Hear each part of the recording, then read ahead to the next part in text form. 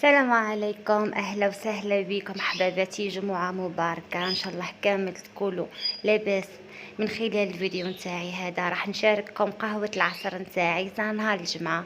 درت لكم دي بتي فوخ سهلين اقتصاديين، ما ياخدوش بزاف الوقت وما ياخدوش بزاف المكونات. وانا راح نشرب قهوة، على بالكم بلي انا نحب قهوة العصر ومحال نحيها. وجدت الطابلة نتاعي، هاد الطاولة البسيطة اللي حنشرب فيها القهوة انا ووليداتي. راح نخليكم تفرجوا الفيديو تاع لي بتي فور، ونتمنى ان شاء الله الوصفات تنال اعجابكم، ونتمنى الحلوة تاع نهار اليوم تعجبكم. نخليكم تشوفوا بعض الصور، من بعد نبداو في الوصفة مع بعضنا.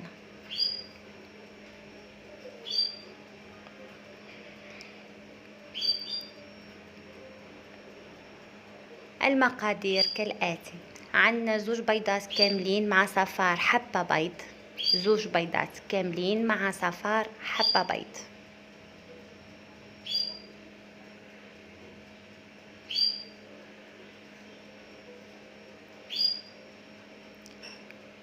عندنا نص كاس تاع الزيت، ملعقة كبيرة تاع المارغرين،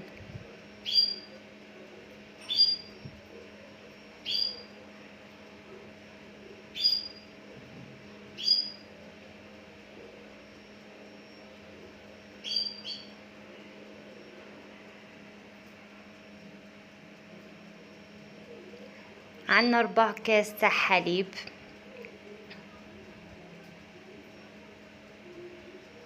نص كاس سكر ناعم،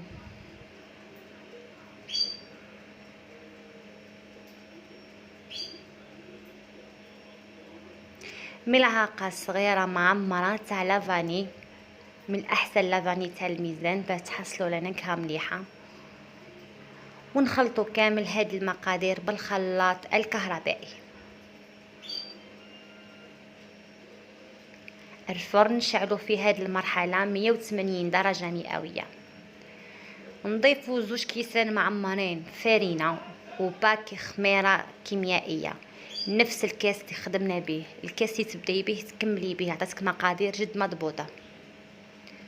ونخلطوا خلطة خفيفة بالخلاط الكهربائي، نتحصلوا على هاد العجينه اللي راح تكون طريه وما تلصقش. شوفوا بلا سباتول كيفاه راهي ما تلصقش في الصحن.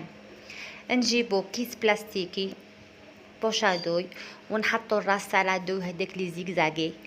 شوفوا العجينه كيفاه تشبه العجينه تاع لي زيكلير، يعني تجي ماهيش متلاصقه وتجي طريه.